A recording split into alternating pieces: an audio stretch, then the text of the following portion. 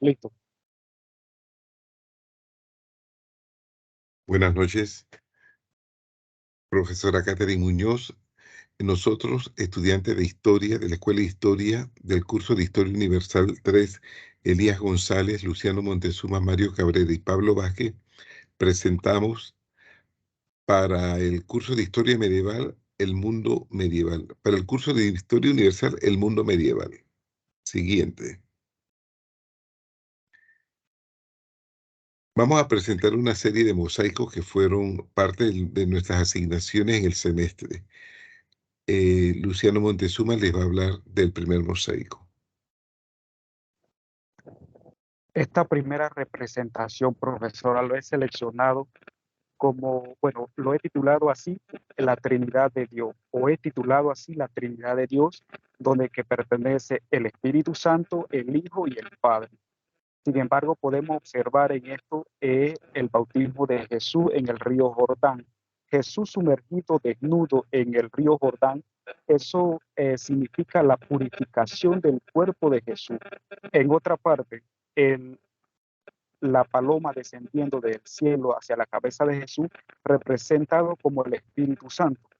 Y como narra la escritura en la Biblia, que cuando Jesús fue bautizado por Juan el Bautista, el que se ve a la mano derecha, Juan Bautista estaba vestido de pelo de camello.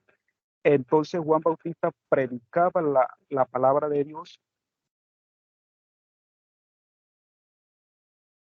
predicaba la palabra y Jesús se le acercó para pedirle ser bautizado. Por otra parte, podemos decir que esta es una representación del mosaico en arte bizantino. ¿Por qué era conocido bizantino?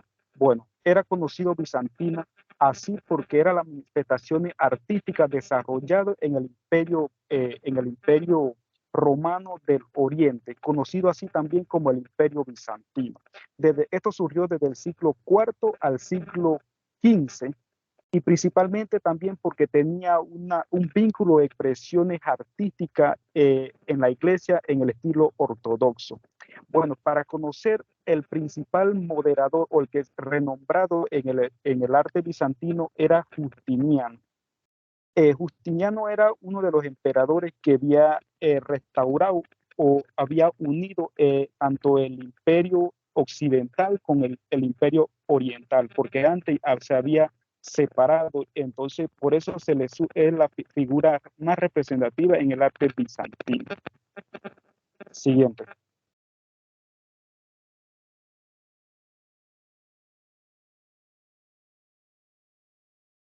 Elías Cabrera, Elías González.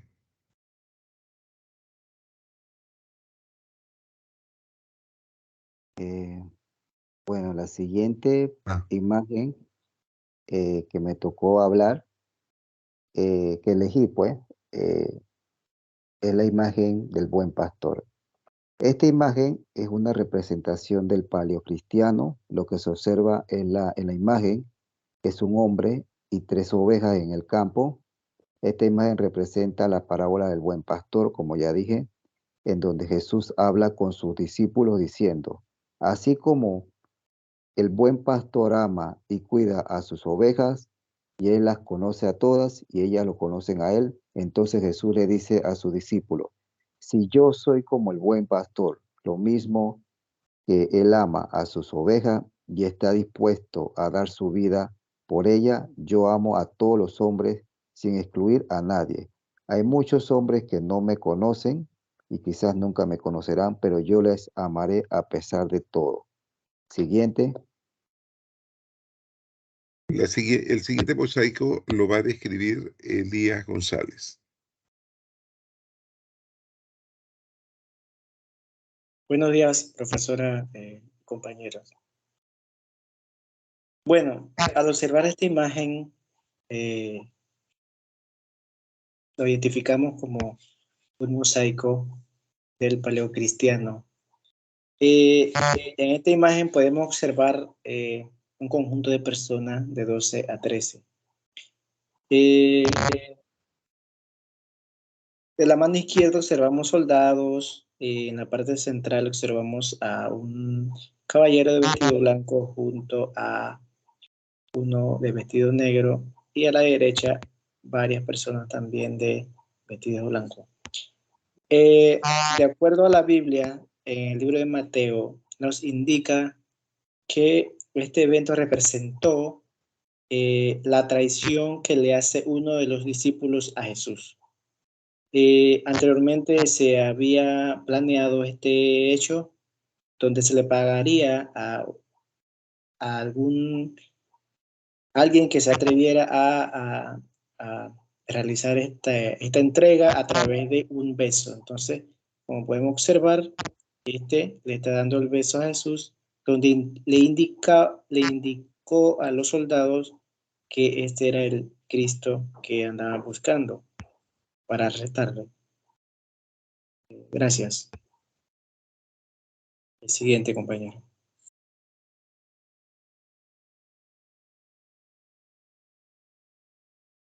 Buenos días. En la siguiente imagen vemos al Cristo Pantocrátor. ¿Qué significa Pantocrátor? Bueno, creador de todo. Es una imagen donde aparece Cristo bendiciendo al mundo. Es una persona, ahí se ve como si estuviese de pie. Cabello largo, barba recortada. Estas imágenes bizantinas se encuentran en la Basílica de San Apolinar en Ravenna, Italia. Este es un mosaico bizantino del siglo VI y el tema es religioso. En la descripción, bueno, se encuentra Cristo delante de un nimbo. Nimbo es esto que yo siempre pensé que era lo que le llamaban halo, en donde es un círculo con una cruz. Bueno, esto significa que es el rector del mundo, se puede decir, ¿no? Y el fondo dorado significa que es eterno. La siguiente imagen, por favor.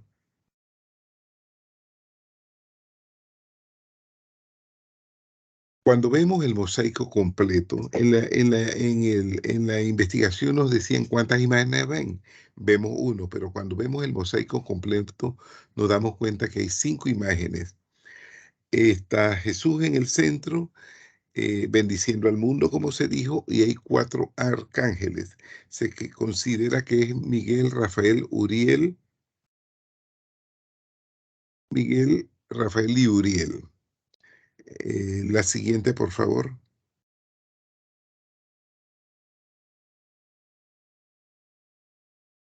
Ajá.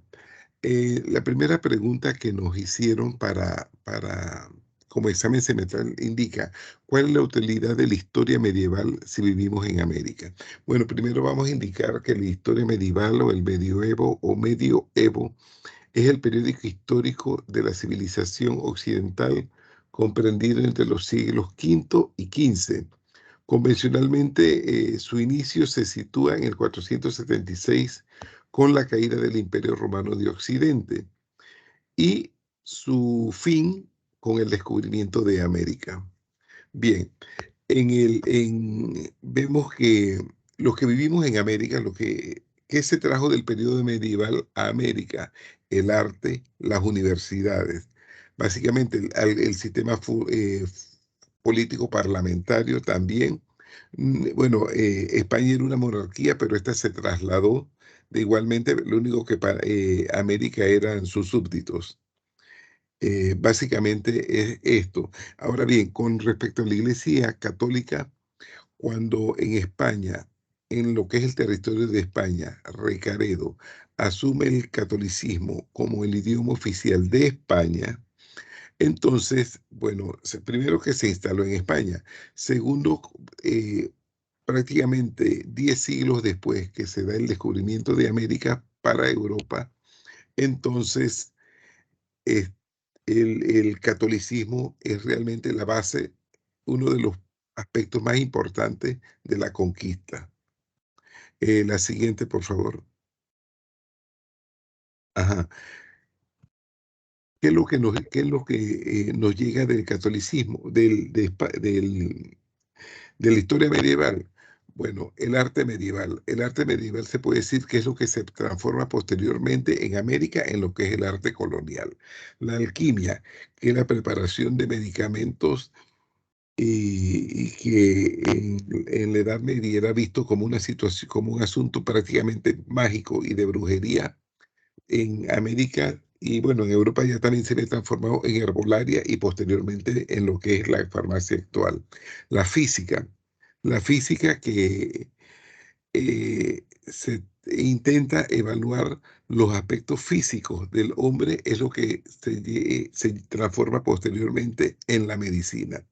Si ustedes ven un libro de anatomía, de todo, anatomía y de derecho, todos los términos oficiales están en latín. ¿Por qué? Porque el latín era el idioma oficial del medioevo, en donde se crearon las primeras universidades, que luego han sido las universidades que han irradiado el mundo.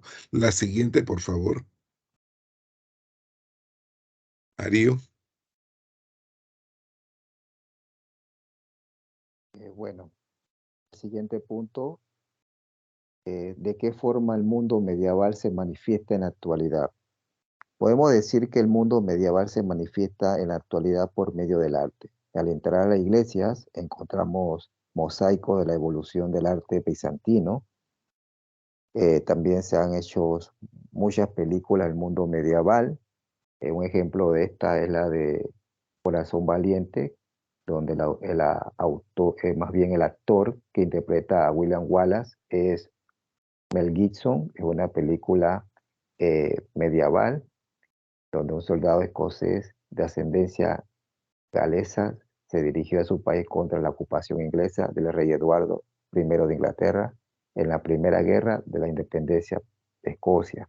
También vemos que surgieron literaturas o obras de la era medieval y que hoy en día se mantienen en la actualidad, como El Hombre Lobo, Robin Hood, Las Brujas.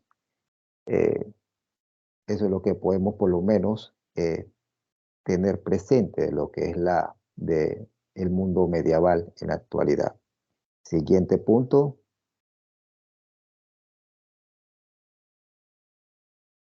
Entre todo lo que se vio en el semestre, ¿qué considera lo más importante e interesante? A ver, Luciano Montezuma, por favor, ¿qué consideras que es lo más importante e interesante?